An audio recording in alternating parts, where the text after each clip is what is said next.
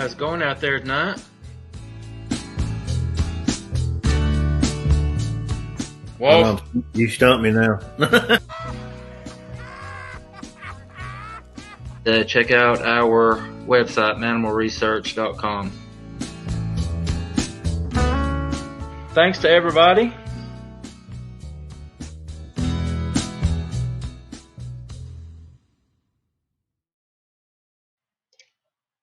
Hello. How's it going out there tonight? Everybody that will catch it live with us tonight and everybody that will catch it later, we sure do appreciate your support, and thank you for all that you do. I am joined tonight, like I am every Sunday night, by my good buddy, co-host, Vice President of Mannimal Research, Mr. Derek Jasper Walls. How's it going tonight, buddy? Hey guys, I'm doing good. I'm watching these storms coming through. And been getting them all. Do what? Been getting them all day, haven't we? I haven't really, not too much. This is probably the worst. It's rained off and on all day, man. And it woke up yesterday morning to one of the hardest storms I've been in a while. Yeah. It absolutely poured thunder and lightning. Good stuff. What's been going on with you? You had a chance to get out and do anything? No, well, other than our stuff we did do, things like that. I thought about going out this weekend, but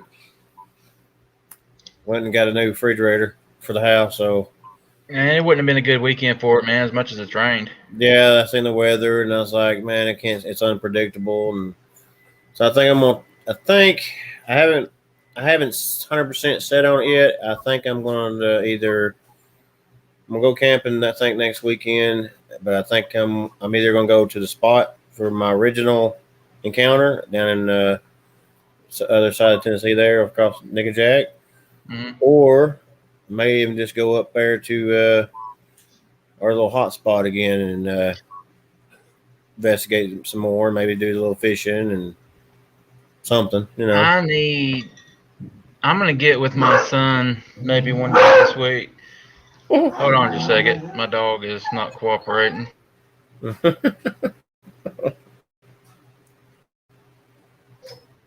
Sorry about that.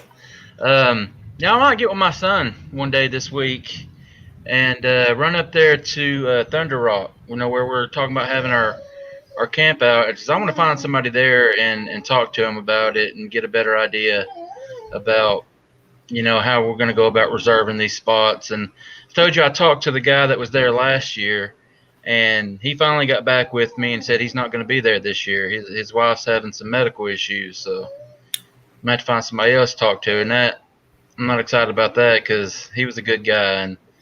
And yeah.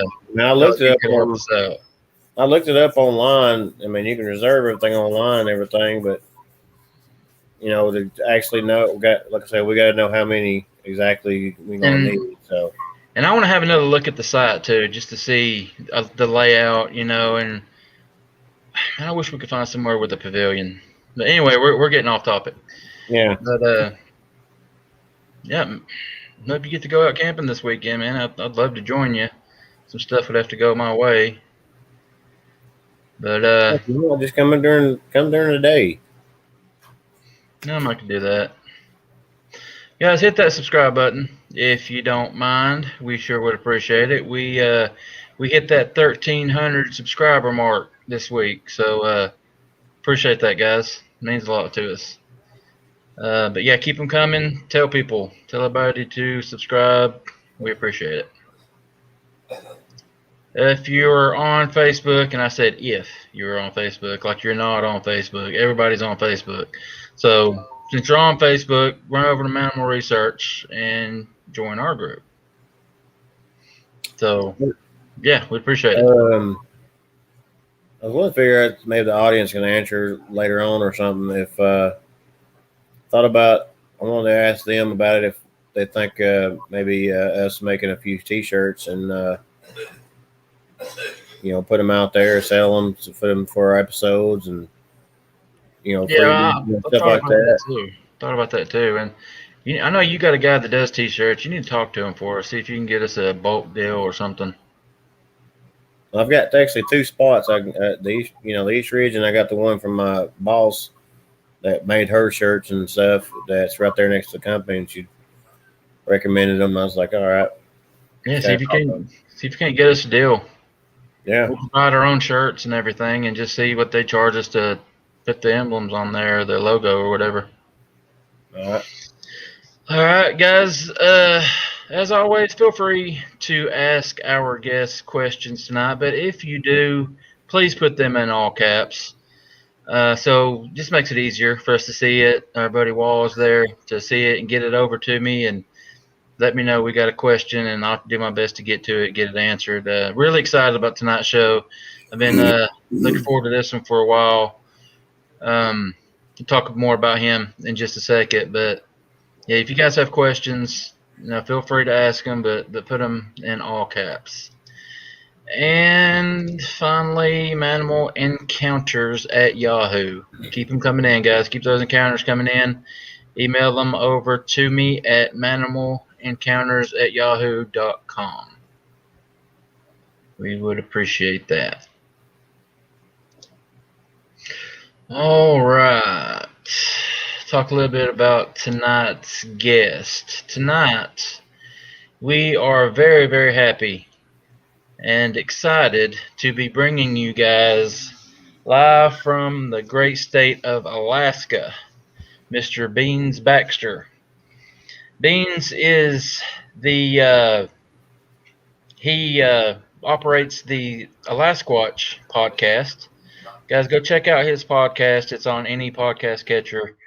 Um, I listen to him on my iPhone, whatever it's called. But you can get him on all the other Spotify and iTunes, all that.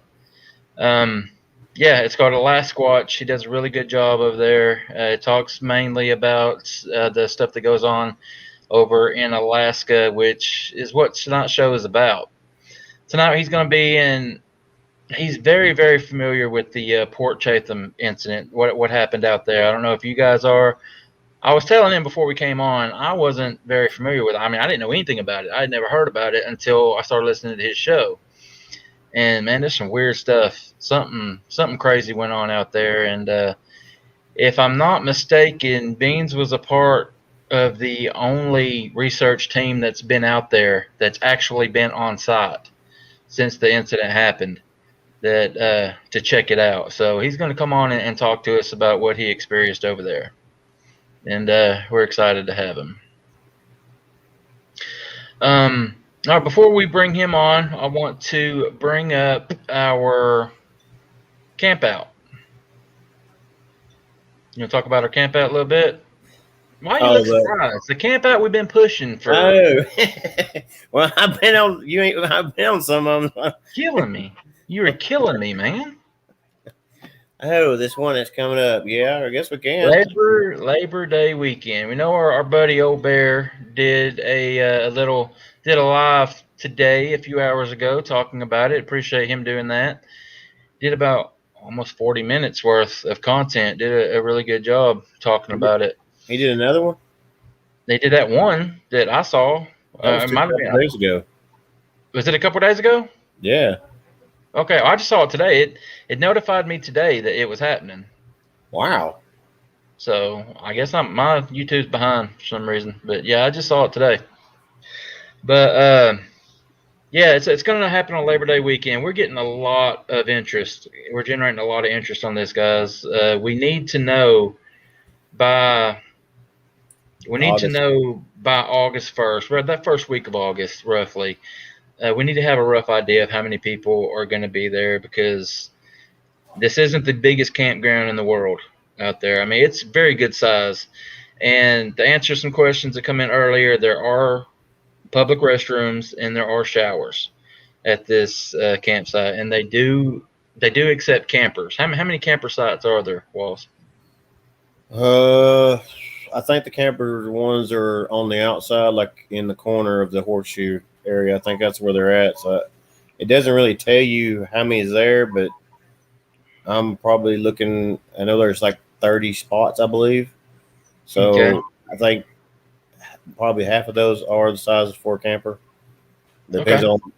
on, it's limited to the size of the camper. I mean, you remember the guys that were next to us? They had that small one, so Yeah. be about Yeah. that size.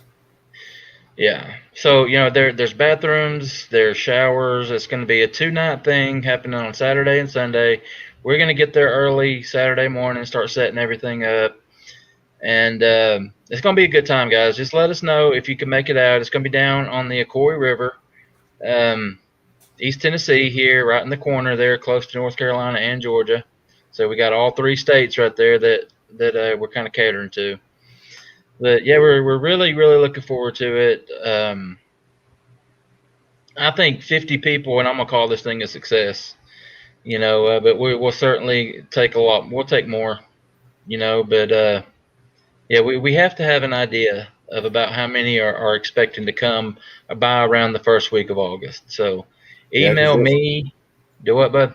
it's showing on here. You got individual sites and you also got group sites, so we can actually book it maybe Let's as a group site and get some people get. together. Yeah. Yeah, Okay, that's cool. I'm kind of looking over it again. Yeah, I mean, just in the last hour or so, I've had 2 different people message me on Facebook and tell me that they were definitely coming. So, yeah, and that's on top of the 3 or 4 that have told me over the last week, and that's not counting Joe, the people he knows, and Ralph, the people he knows, and I think there's going to be like 10 or 12 of us Manimal members that's going to be there. Yeah, So, yeah, so we can hit that 50 number pretty quick, I believe. 50 people, and I'll be happy with it. I'll call it a success. Anyway, all that being said, you ready to bring our guest on, bud? yeah, yeah. I'm just going over the campsite thing, trying to kind of get my head around everything. Okay. Well, if you are ready, we'll go ahead and give Mr. Beans Baxter our undivided attention. That'll work. Mr. Beans, how's it going, buddy? Living the dream, guys. Thanks for having me on.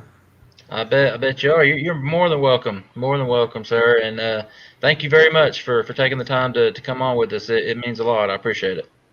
Yeah, thanks for having me, man. I love talking about Bigfoot and I love talking about Alaska, so it just works out.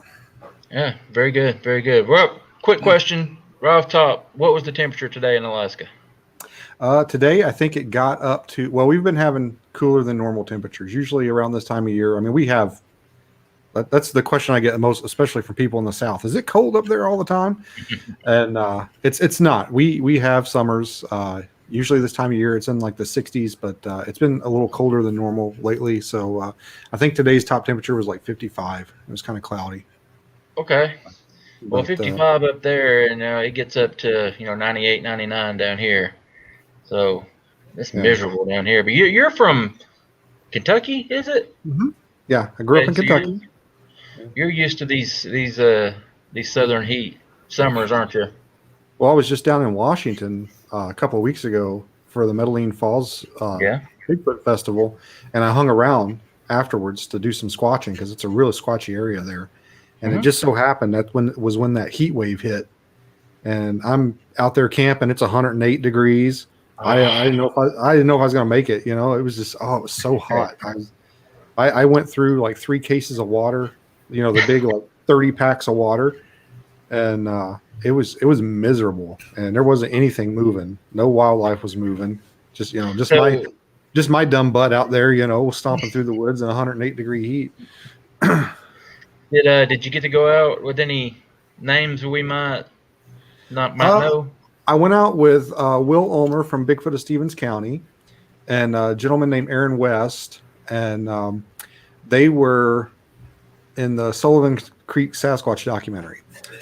Okay. And we went out in the Stevens County area, and there's a lot of stuff going on there. That's a really squatchy place, and I'm going to do a couple of videos and episodes of Alasquatch about it.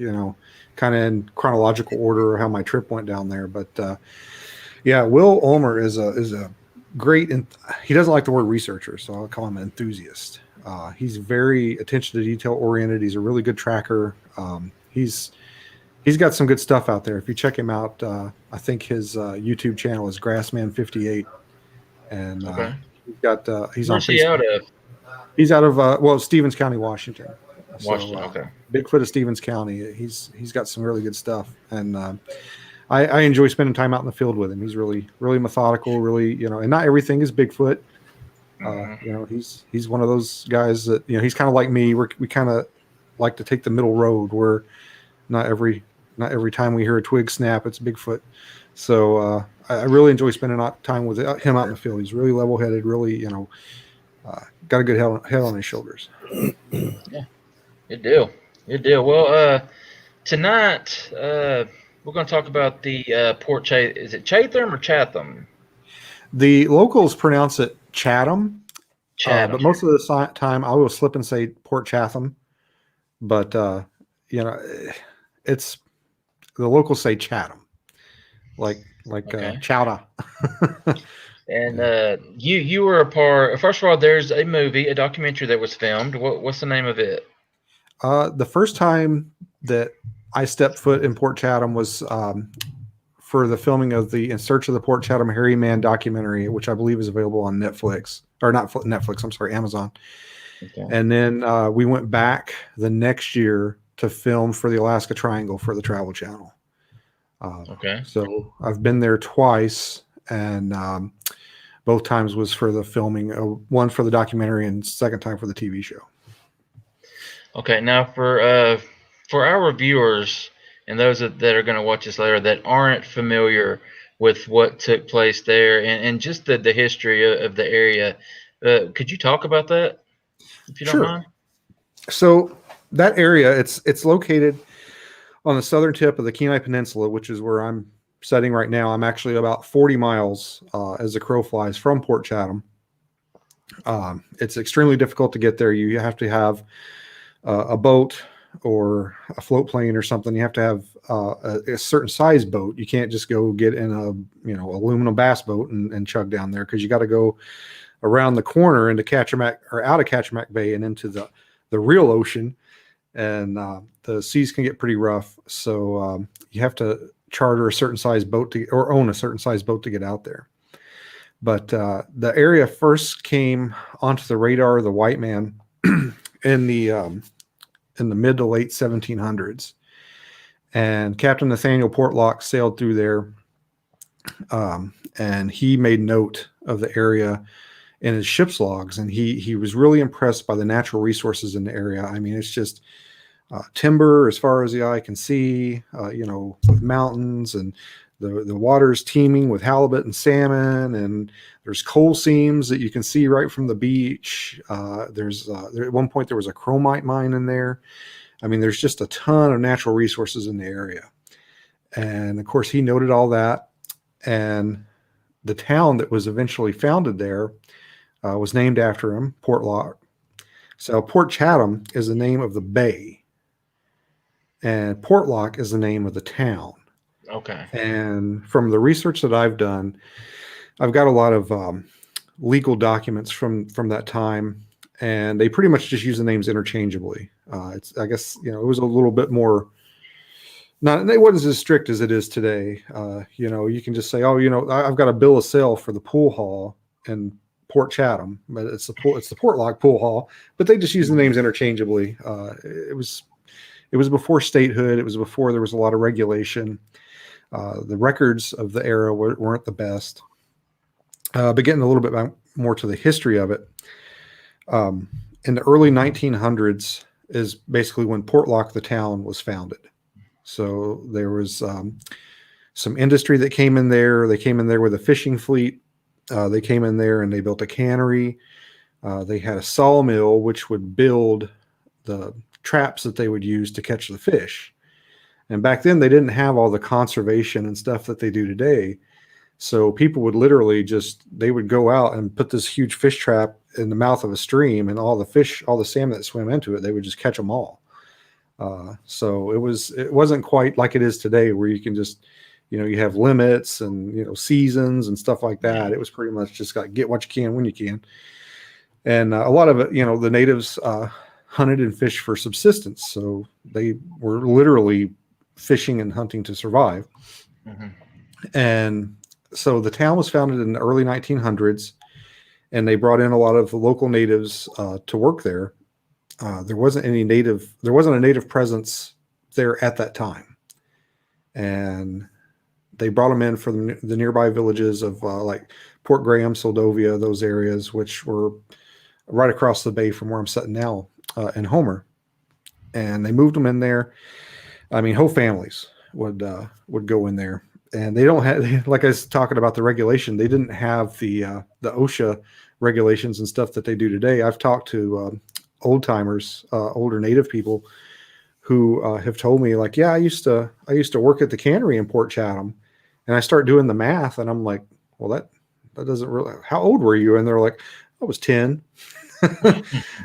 So they were working in the canneries, 7, 8, 9 years old, getting paid like 15 cents an hour. And they didn't have the regulation and the labor laws that they do now. So they were just, if you were old enough to stand up and do something, they would put you to work. So a lot of people grew up in that era, and, they grew up working there in the cannery. And basically what happened is so that was the early 1900s when the town was founded. By 1950, the town was abandoned. There was nobody living there. They just left everything. They left the cannery. They left the houses. They left it all. And it was pretty much almost overnight, right? Well, the town was around for about 50 years, from early 1900s to 1950.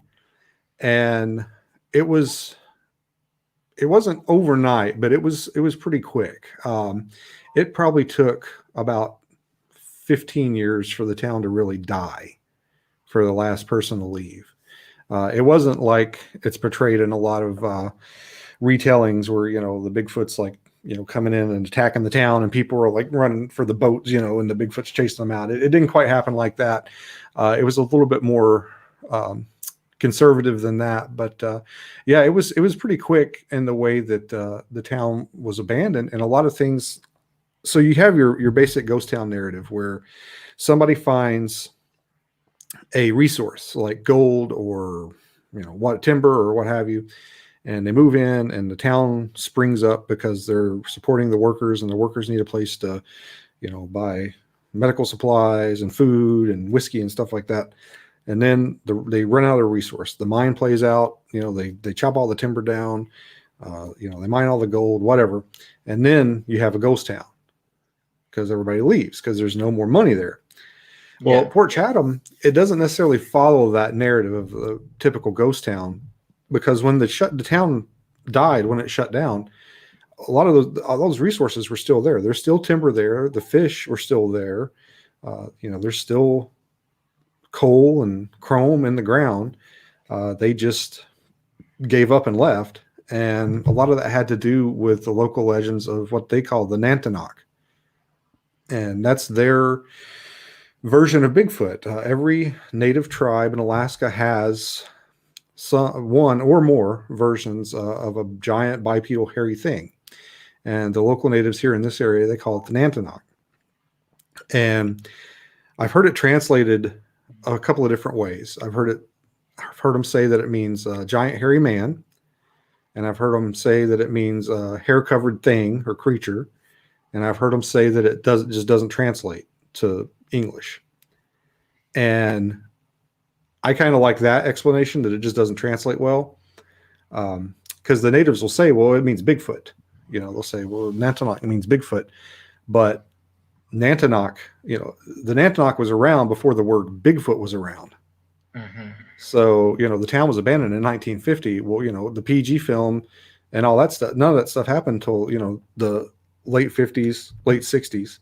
Mm-hmm. So all the stuff that was going on here in Alaska, this was way before any of that lower 48 stuff was going on down there. Long before they were finding the tracks at the work site there in California, long before Bob and Roger went in and filmed Patty. I mean, this was all happening years and years before that. And it didn't get the exposure that it did either. It was just, it never really came out until many years later when the story started to finally come out, mostly thanks to the internet. Mm-hmm. Excuse me. Oh, you're good. You're good.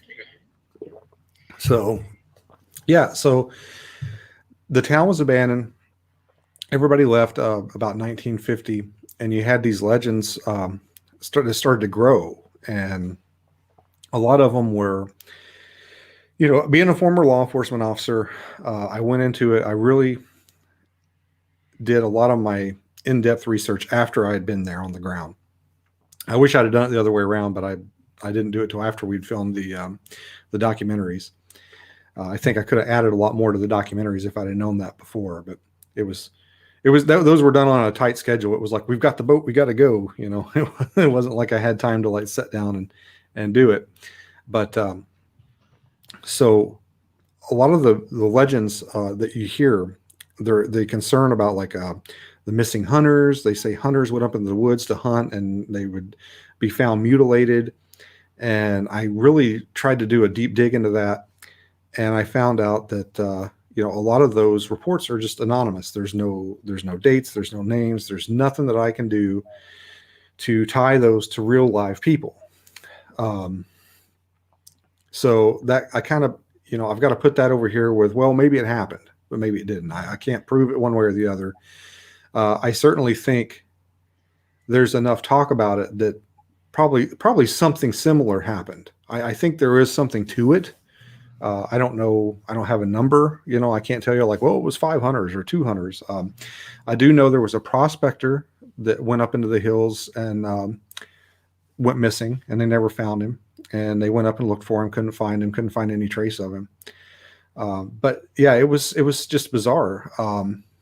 The natives are terrified of speaking about the Nantanak. They think that a lot of them believed to talk about it, to even say the word Nantanak is going to bring it to you. It's going to kind of like Candyman or what's a Bloody Mary, is if you talk about it, it's going to draw it to you. They assign it some supernatural powers. I think my favorite supernatural Nantanak story is the one where the gentleman is out hunting. He sees the Nantanak. He shoots it.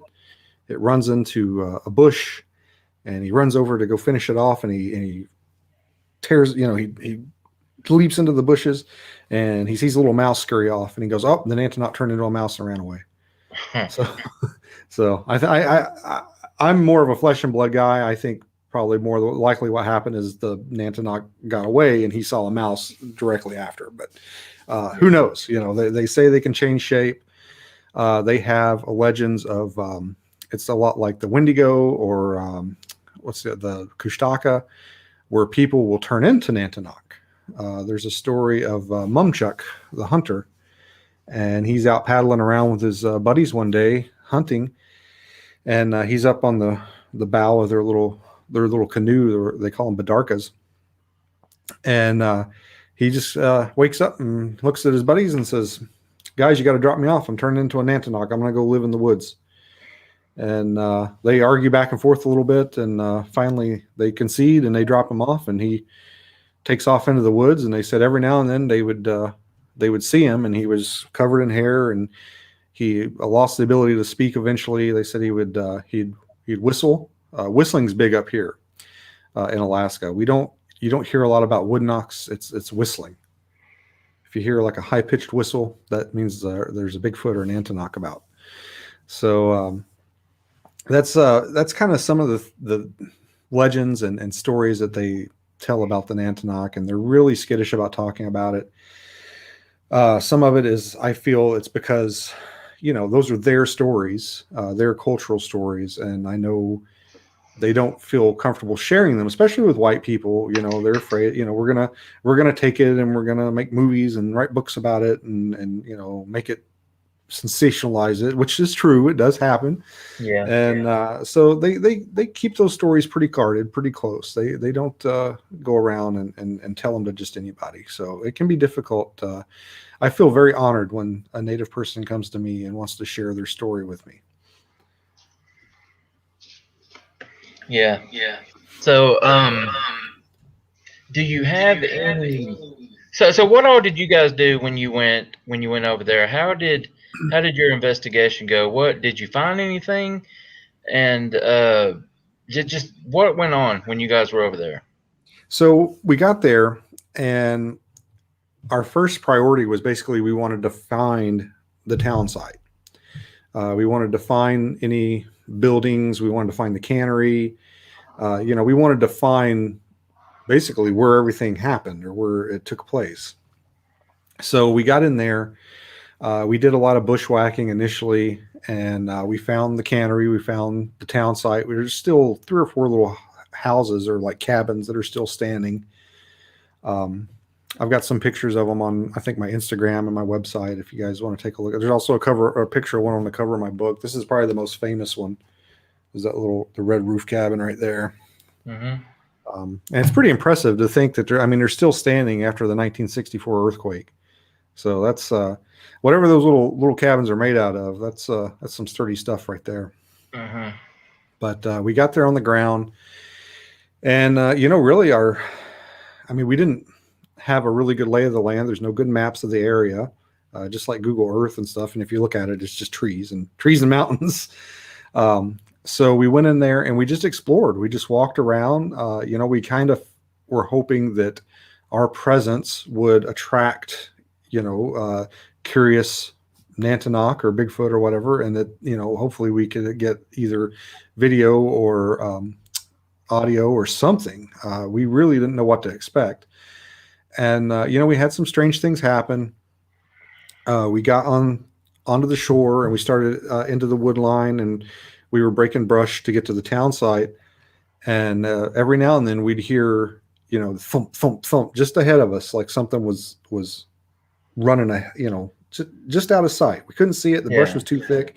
And that happened to us several times where we were pushing forward through the brush, and, you just hear that thump, thump, thump, thump as it was running away, whatever it was.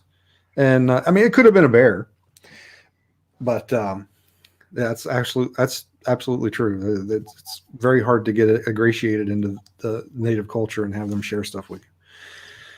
And we do have a question here, if I can interrupt you real quick. Mm-hmm. Are there any old recorded interviews from used to be townspeople, people that talked about what happened? There's a couple. They're not super easy to find. There was a resident who grew up there named Melania Kehl, Kehl. She has a couple of videos on Facebook and an article where she was interviewed for a local newspaper where she talks about growing up there and people being scared of the Nantanak. And I believe it was her her uncle, who I believe was also her godfather, is one of the only named victims that we have of the Nantanak. So Andrew Kamluck, he was out working at a logging operation, and supposedly he was found deceased. He was out working by himself. He was found deceased, and he was found deceased he had been hit in the head with a large piece of logging equipment they said a human couldn't lift. And they blamed his death on the Nantanak. Well, being, a law enforcement officer, that was kind of what I was looking for. I'm like, I've got a name. Like I can do something with this. This is, this isn't one of those anonymous, like, oh, some hunters died, or, oh, a miner disappeared. This was actually, I know I can look this guy up. So I did quite a bit of research into Andrew, and I got, basically I hit a dead end, and I got the state records involved in Juneau. And there was a nice lady there that was helping me look for his death certificate, because that's what I wanted, was his death certificate. I thought if I can get his death certificate, and the manner of death on his death certificate is, blunt force trauma or, something similar that would corroborate that story, I thought that would be pretty impressive if I could find that. So me and this lady from the state records office, we looked for several days. Well, she looked physically because she's in Juneau and she's helping me. I'm still in Homer, and we're chatting back and forth every day. And finally, after a few days, she comes to me. She's like, I'm sorry, Beans, I can't find it. She said, but I did find this. And she had Andrew's son's death certificate. And it wasn't what I was looking for, but it did confirm to me that there was a gentleman named Andrew Kamluck that lived in Port Chatham in that time frame. But it didn't corroborate his manner of death or anything like that. His son actually died a few years later after he died from drowning. But I don't believe that's related in any way. It was just a tragic accident. But Andrew's death certificate not being found, I don't know. I'm not a conspiracy guy. I'm not one that thinks, oh, well, this guy was obviously a victim of the Nantanak and the government's covering it up. Like I said earlier, this was, pre-statehood Alaska in a small village. Things, they didn't have the record keeping. They didn't have the standards that they do today. You might die and it might be 3 or 4 days before somebody from the territorial police came to look at you to make sure, somebody didn't stab you in the back. And then another 3 or 4 days before, the paperwork made it to where it was supposed to go, if it even made it to where it was supposed to go. A lot of the times back then, they would just hand the body over to the family and have them take care of it. And sometimes there wouldn't be any paperwork. Now, do you know about when he supposedly died? I do. It was in the 1930s. Oh, okay. So you're right. The record keeping probably wasn't anywhere near up to the standards they are today. It was 1931. Yeah.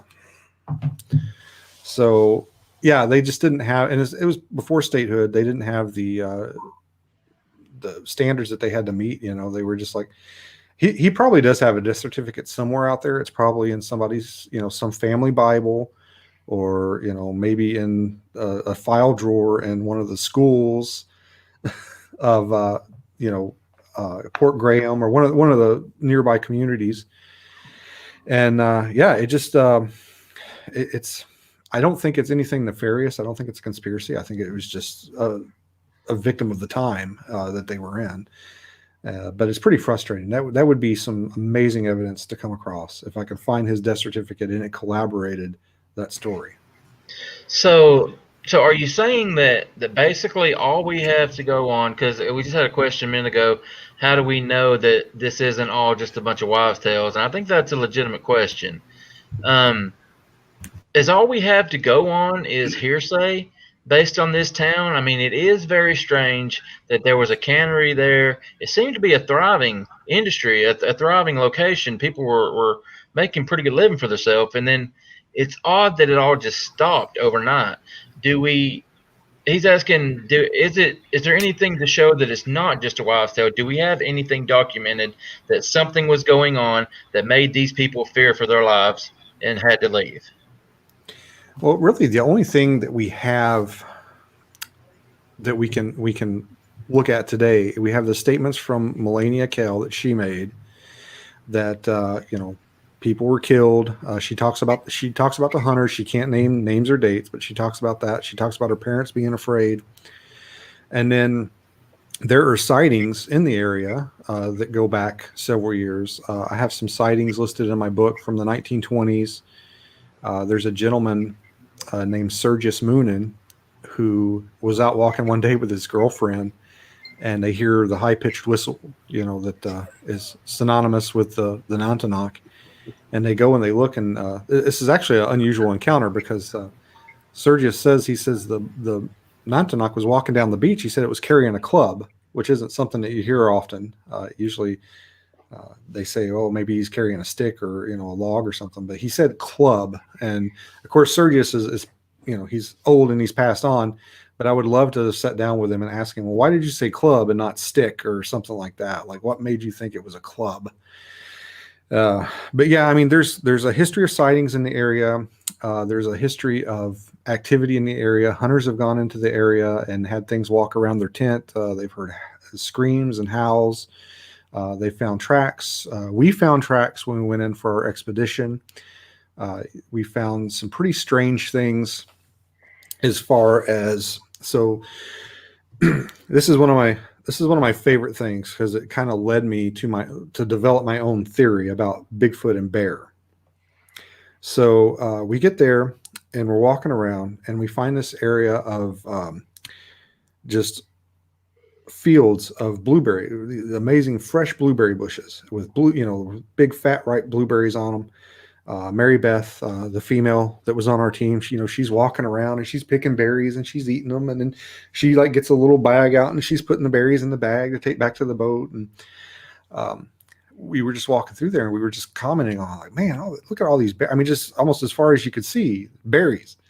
Well, then it was almost like we walked through this invisible wall, and there was still berry bushes, but all the berries were gone.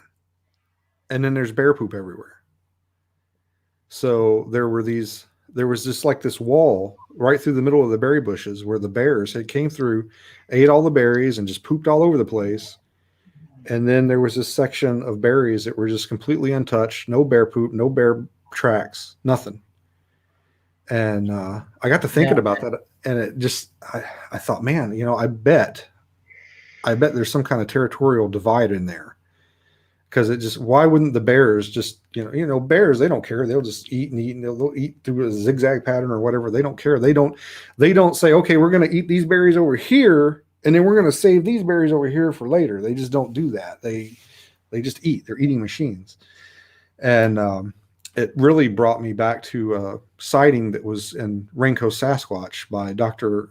Robert Alley. He's the Alaska Bigfoot guy. And there was a sighting in his book that tells of a gentleman that's on a boat, sees a bear walk out onto the beach, stop, lift its head up, it sniffs, turns around, goes back the other way. Well, then off on the other side of the beach from like stage right or whatever, here comes a Bigfoot, same thing, stops, lifts its head up, sniffs, turns around, goes the other way. So I kind of have a little theory that Bigfoot and bear probably do the best that they can to avoid each other and stay out of each other's way. I don't imagine that there's a lot of room, even in a forest like that, for two predators of that size. So I think they probably keep to themselves as much as they can. Now, I'm glad that you brought that up, because I remember hearing that and thinking that's a really, really interesting thought. And I had forgotten that it was you that had that theory. So I'm glad you brought that up, because I wanted to bring it up on here and see what others' opinions would be on that. I mean, it's very interesting. I mean, you brought up some good points, and two large apex predators like that, you would have to think that maybe they have a mutual understanding. This is yours, I'll stay away from it. This is mine, you stay away from it. That's really interesting, and I wonder if anyone else out there has ever conducted any or has any knowledge on that. That's really cool. Well, I've heard, I can't cite my source on this, but I heard somebody say that when Bigfoot moves into an area, all the black bears will leave. If there's black bears in the area, they'll leave. And unfortunately, I can't remember where I heard it. I heard it secondhand from another researcher. But I was talking about that one day, and he was like, "Yeah, I heard that if Bigfoot come into an area, all the black bear will leave." So it's just a theory that I've had ever since then, and I don't really have any ways to test it out, because I can't go out and ask the bear, like, "Hey, if there were any Bigfoot around here, would you leave?" But I wanted to bring up. I saw a comment that asked about Bigfoot poop and turds or pellets. So I'll tell you guys about the 10-5 turd. Okay. So we're walking along up. We found the cannery, where the cannery used to be. And there's all this old, dilapidated, rusting machinery up there. It's really cool. It's a really cool sight. And we're kind of walking around and taking pictures and exploring. And we found this turd on the ground. And we call it the 10-5 turd because I had the camera guy, he brought his brother along to help carry batteries and whatnot. And I told him, I was like, "Hey man, put your foot up against that turd so I can have some scale on my picture here." Well, he wore a 10.5 size boot, and his boot and the turd were about the same size. And it wasn't bear poop, because it definitely, we found lots of bear poop, and the bear poop was full of berries, and it was bear poop. And this was a big, round, 10.5 inch long turd. And I've got pictures of it.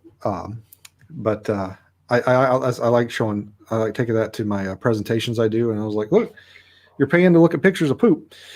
But yeah, that was weird. And, we thought about picking it up, and I was like, of course, nobody wants to put that in their backpack and carry it around. And, being in law enforcement, I knew it's difficult to get DNA from poop. It's just not something that's commonly done. Maybe, if you scrape the side of the poop, you can get some cells that were, that maybe as it scraped along as it was coming out. So we took some pictures of it and documented it and left it.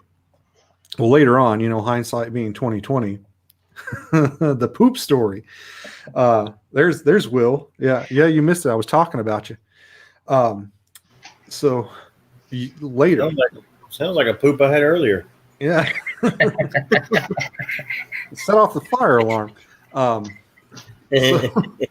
I was at a conference and I was telling the 10-5 turd story. I was telling, and I'd showed a picture of it, and a gentleman, I believe he used to be a veterinarian, came up and was like, "Man, you should have picked that up." And I'm like, I don't think I could have gotten any DNA from it. I don't feel like it would have been that helpful. And he goes, "No, dude." He goes, "If you had to pick that up and took it and got it tested," he says, you're not looking for DNA, you're looking for the parasites in it.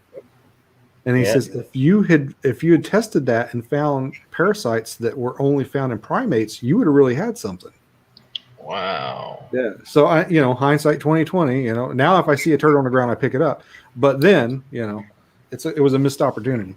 Hey, Walls, didn't we collect some turds at the battlefield? We had a sample of something, but it wasn't turds. Oh God, let's just change the subject then. Sorry I brought that up. And I want to know how you couldn't tell that. Never mind.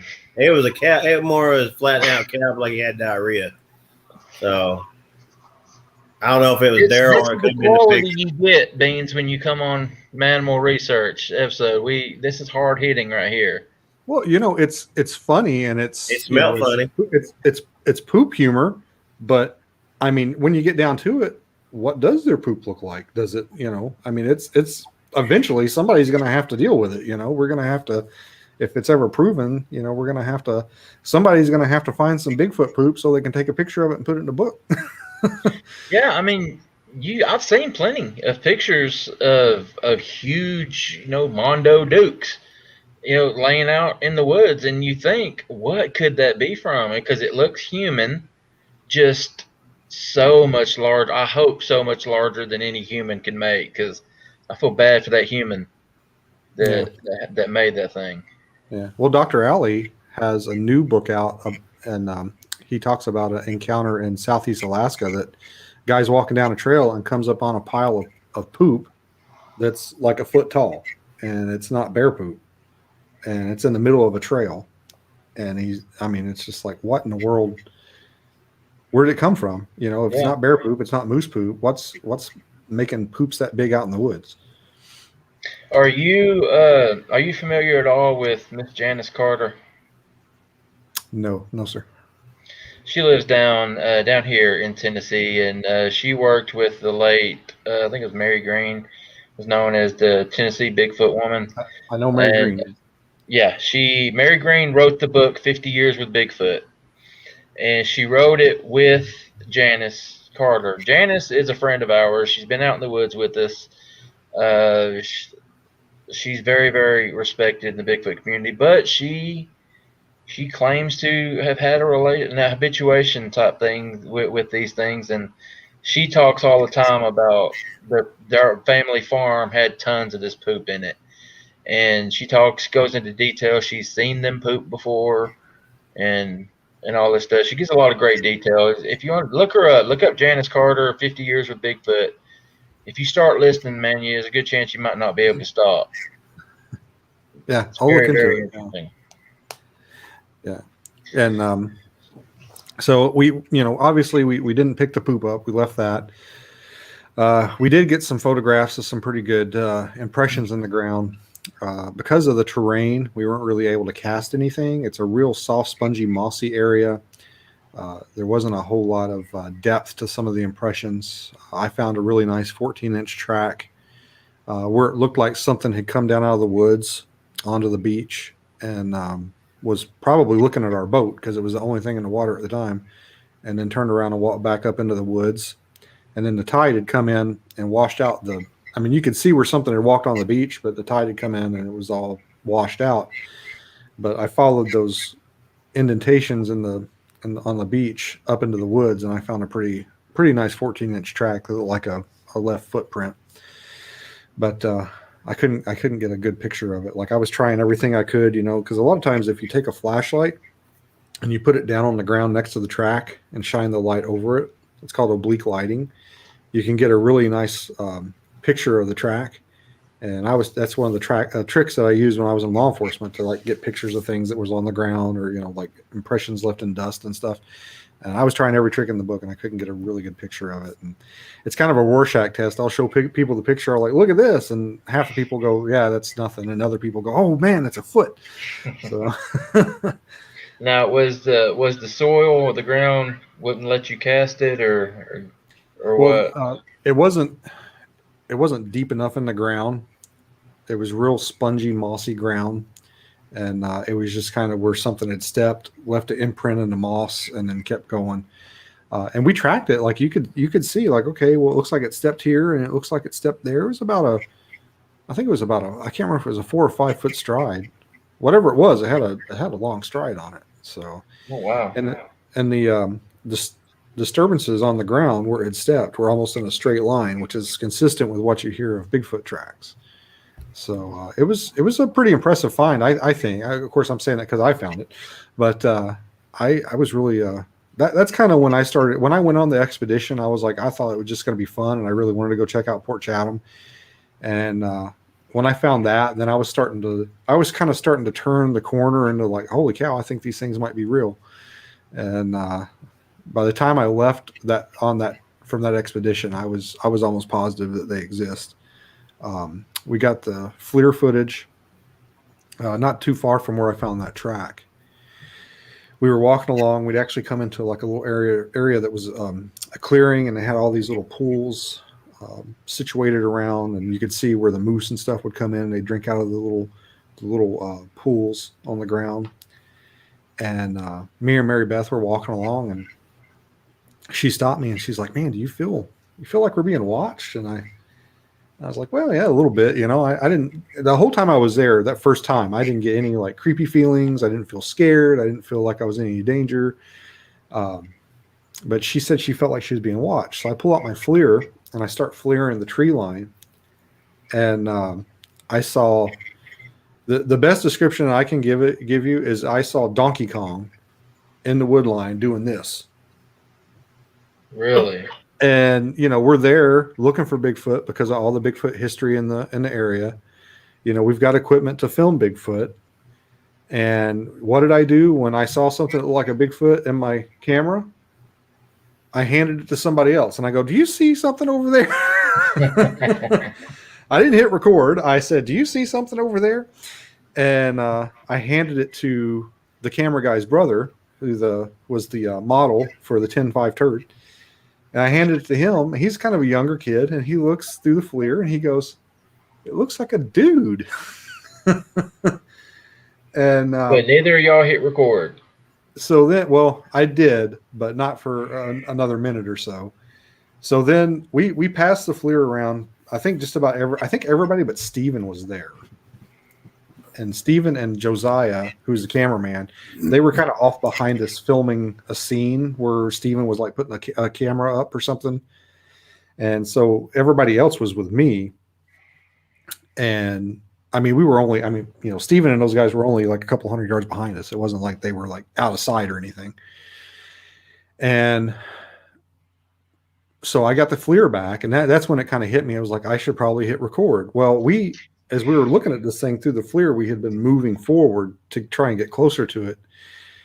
And as we start moving forward, well, it starts moving back, and it gets, there's brush and stuff that starts obscuring it to where I can't really see it as well. So I did get some footage of it, but by the time I got footage of it, you can tell it's bigger at the top and smaller, kind of tapers down. But you can't tell that it was Donkey Kong. It doesn't have that shape anymore. It's definitely moved back. It's receded back into the wood line. But yeah, that's the Port Chatham FLIR footage that we got. But if I'd have hit record, a minute sooner, it would probably be up there with like the Brown thermal footage or something. It would have been some of the most impressive thermal footage ever taken. It was just this large, huge shoulders, tapered waist, no neck, pointed head, and there were 2 arms, and they were going up and down like that, like it was angry. And the curse of Bigfoot. I've heard Yeah. so many other people say it too, like, oh man, I saw it, and then I handed the FLIR to somebody else, or I kept, what is that? What is that? And they never hit record.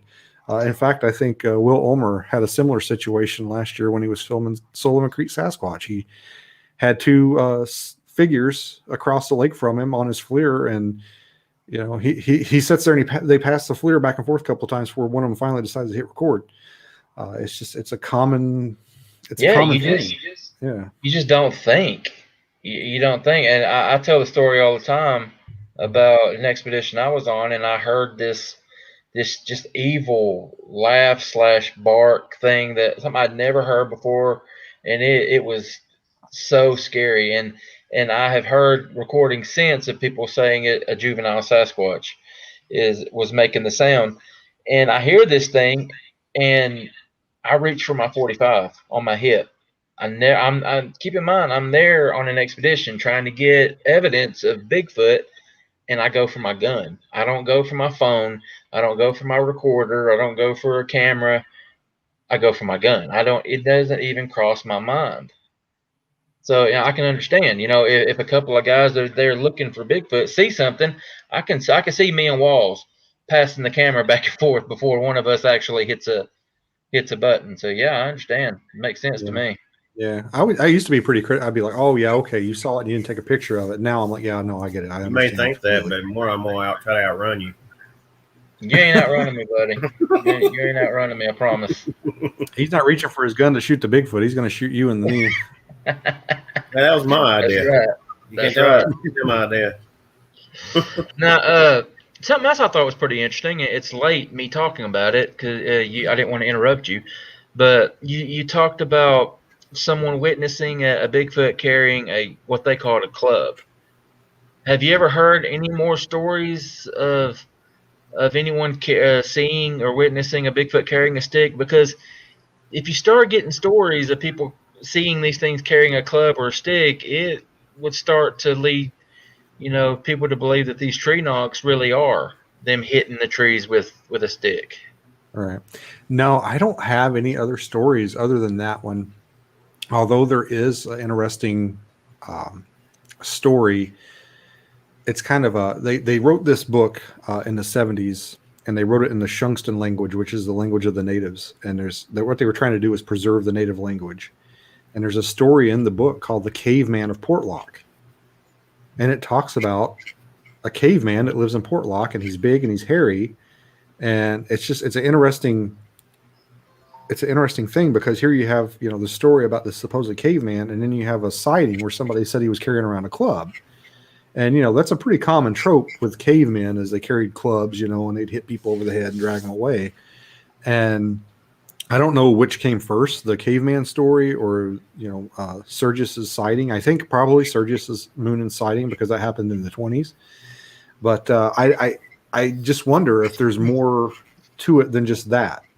Is, why they called it a caveman. Did they see it? It was like a Cro-Magnon. It was carrying a club. So it's an interesting thought to have, that maybe there's something more than just Bigfoot. Maybe it's some kind of primitive human, which I don't know. I go back and forth between it's an ape and it's some kind of like human, primitive person. Which I mean, I guess potatoes probably, at the same time. It's just, that's what I was going to ask you is, what do you think they are? And you've said before, you tend to lead more toward the biological side of it, as do I, as do most of our group, Mannimal. We lean toward, a living, breathing, physical creature. So what do you think they are? I think you spoke to it just a little bit. Yeah. Well, when I first got into it, which I've been looking into it for seriously, I mean, I've always been interested in it since I was a little kid, but when I really started like getting out in the woods and looking, I initially thought it was an ape. It's just a really smart monkey, but now I'm starting to lean a little bit more towards it's people, and that doesn't necessarily mean they have social security numbers and watch CSI at night, but I think they probably do have a language and culture, and they're able to pass knowledge back and forth through probably language or verbal, passing on of stories, because you just seen so many of them that, people say, well, it knew what a gun was. I pointed my gun at it and it freaked out, or it got scared. I could see it was scared. And I think that's probably they passed that information down through the generations somehow, probably with language. So Yeah. I think there's some kind of primitive people. Yeah, I mean, you're probably right. Probably right. And about the language, I mean, I think it's pretty well accepted that these things do have a language. I mean, Ron Moorhead, what he captured out in the Sierras, and they've had, I forget, I don't know what the title of the guy is, a linguist or something, that broke it down and said that, yeah, they're having a conversation and it's not a human. So I think it's pretty accepted that they do have their own language, and for them to have a language and to live in packs, like, or in family units as we believe, it just makes you think that there's some kind of person. I mean, what else does it lead to? Yeah. Yeah. I definitely think that they have what we would call a culture, and where they pass on.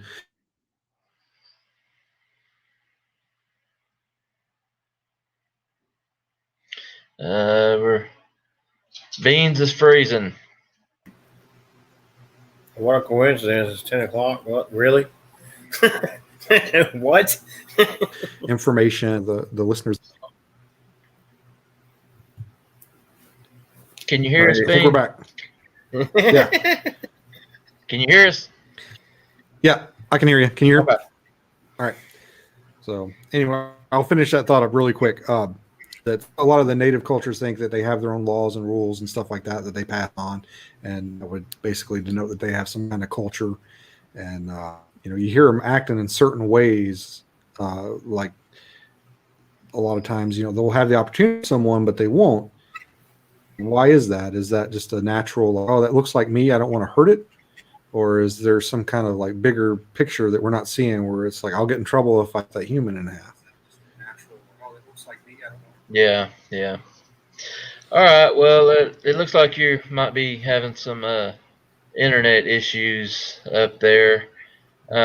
Pretty good timing, actually. We're just went the hour mark, and buddy, again, I want to thank you for taking the time to come on with us and share some of your knowledge and your experience with us. It means a lot. Yeah. Thanks for having me. I'm sorry about that. Our internet has to come in by dog sled. So. No, it was fine. It was great up until the end, and even then, you just froze for just a couple minutes. No complaints at all. No complaints at all. I appreciate it, and yeah, we'll be in touch, man. I might have some more questions. I'll hit you up and ask you about it. I know there are a couple other things. I can't remember what I wanted to ask you. I'll send you a picture of the 10.5 turd and some of the tracks that we found. Yeah. Dude, man, I'll add it to my poop picture collection.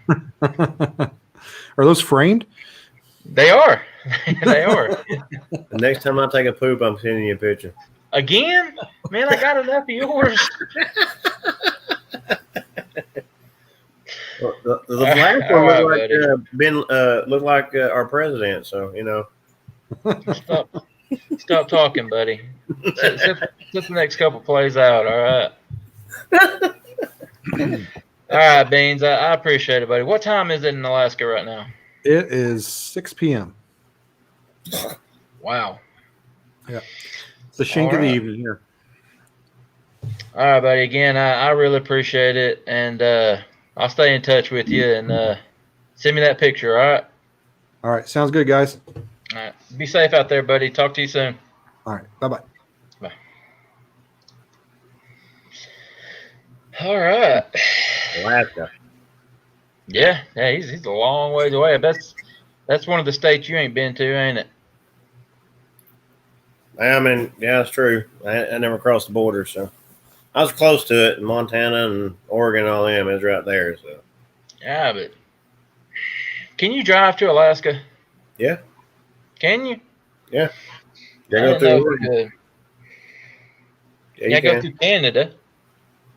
Yeah, you go to over Oregon and Washington. Over that way, you go to through Canada edge there into Alaska.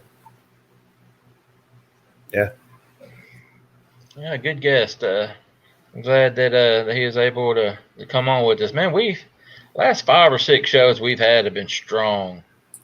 We've had some really, really good guests last few times. I don't know if you got to watch our last episode. You weren't on it. Daryl filled in for you, but we had Thursday. Wayne's we had Wayne from the Sasquatch documentary on Hulu. Yeah, He did a really good job, and man, we've had some strong guests here lately. I really appreciate it. So you want to add anything to this camp out thing before we get out of here, not really, man. I mean, gonna be a normal camp out. We just have to figure out how to organize everything, get everything that we know how we're gonna do it. yeah, we're gonna work on getting a little more organized on this thing. It's the first time we've ever done anything like this. There's gonna be kinks that we've got to work through, but I think it's gonna be important that we get everyone that knows that they are coming. Yeah, That I know we understand that things happen. You could have emergency medical thing that happened the day before and you're not able to make it. But if you are certain that God willing, you are going to be there, we need a way for people to let us know that yeah, that's going to happen. And we need that by the first week of August. Preferably, I mean, Ralph's telling people the 1st of August. I think that first week, somewhere in there, the first few days of August will be fine. But just let yeah, us know for sure so that we can get a count. Because I don't want to go in there and tell this guy, we need 25 sites and we only need 10. You yeah. know, it's just going to be a waste. But yeah, I mean, from what I've gathered, it's gonna be a pretty good gathering, good turnout. Maybe the weather will cooperate. That's the key thing on that one. I mean, And I messaged Ninja Dave a little while ago because I ain't heard from Janice in forever, man. Have you? yeah, she's working. She's up in Vanor. She's been She working what? third shift. She works third shift.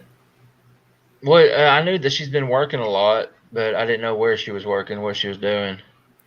Someplace up there in Sweetwater. no, up near Vonor. It's above it, near Madisonville, up towards that way. Okay. Okay. It's all I just 411. figured if we could get a hold of her in time, maybe she can request that weekend off. I sent the invite to her and Dave. So I sent one to Dave. I didn't send one to her, but she didn't respond to you. no, not yet. I know that if we get enough people, we're going to do a presentation where you and I are going to get up and talk. Probably have Daryl get up and talk with us too if he wants to, and bring his handprint. Is he coming? Daryl's coming. Yeah, he texted me Okay. yesterday and said he was coming. Yeah, and even if he wasn't coming, he would let me take the handprint. He's told me that I'm welcome. So that's going to be huge. If people come, you're going to get to see that handprint up close. But like I was saying, you and I get up and talk, and Joe get up and talk, Ralph and Obear get up and do his presentation, and then I would love to have Janice come up there and talk and field some questions because some of the stuff that she's seen in her time, man, is just amazing. And Yeah, she definitely told us some cool stuff when we were out there. So I think it would be a treat for her to come out. I think we'll have a different. I think it'll be a different feel than it was last time because I haven't heard from my people over there in the other spot at all. I don't know what's going on over there. So Your friends? yeah, I ain't heard from them in a while. Long, probably. God, it's been a while. It's I been. wonder why. Yeah, I don't know. I mean, they was out in the woods there, so they could have been their health might have got worse. I don't know. I've called, text, and everything, and I got a response back. So And I hope nothing bad happened to her, man. She was sick. yeah, Beans just sent me a picture of the 10.5 turd.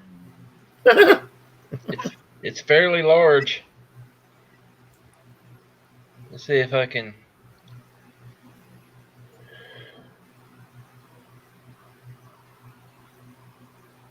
It don't do justice for that, but you gotta see it. Yeah, the That's it. black. Yeah. That's a If lot of that's from a man, I protein. feel bad for him. Black turd. There's a picture of the track, but you can't really see it. Yeah, you can't. I mean, you can see with his foot there. You can tell when he was being still with your hand.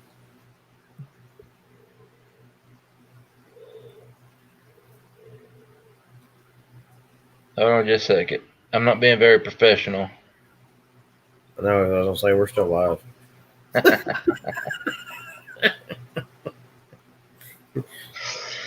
You got anything else? No, I'm ready to go to bed. I gotta get up early.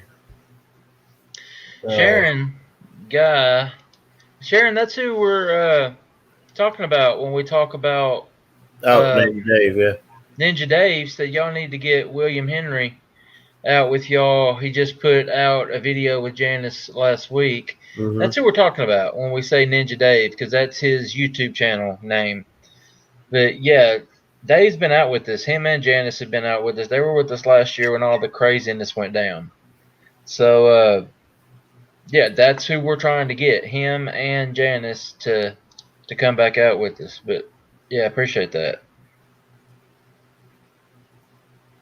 All right, got anything else, bud, before we get out of here? I'm good, guys. Y'all be safe. Be good. Can't guarantee Thursdays. Like I said, it's been busy for me.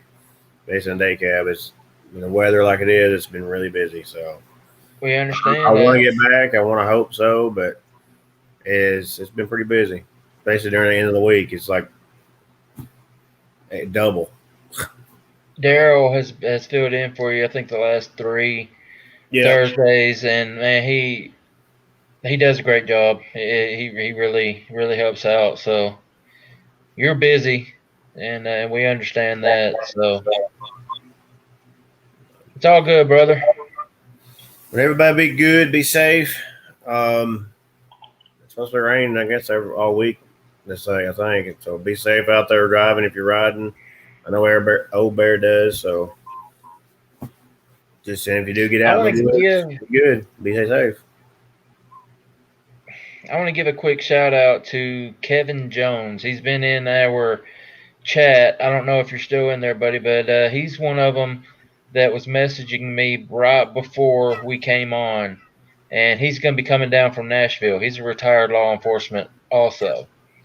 Cool. And he is definitely coming down, and he's excited about it. So if you're still on, Kevin, I saw you commenting earlier. I just want to say, hey, buddy, I told you I'd give you a shout out. There it is. Cool deal. All right, to everybody else, guys, there's Kevin, still here. He's excited. Let's see.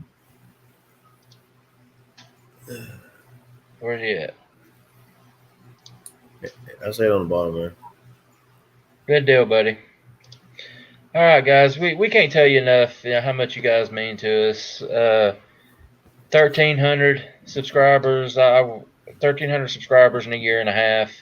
If it's even been a year and a half yet, it's just so much more than I expected, and appreciate everything you guys do. Y'all come in every time we have a show, and you're active. You comment, ask questions. You're always been polite to our guests, polite to each other, polite to us, and it means a lot to us. I mean, to me especially, as we got Walls taking his socks off and getting ready for bed. I guess that's my cue to shut up. Before you take that shirt off, I want to be off the air. All right, buddy. So slow down. But seriously, guys, we love you guys. Thank you for all that you do. It means a lot. And tell everybody else to subscribe too. We ain't done. But guys, y'all be good to each other. Watch out for each other and be safe. And we will see you next time. Be good, guys.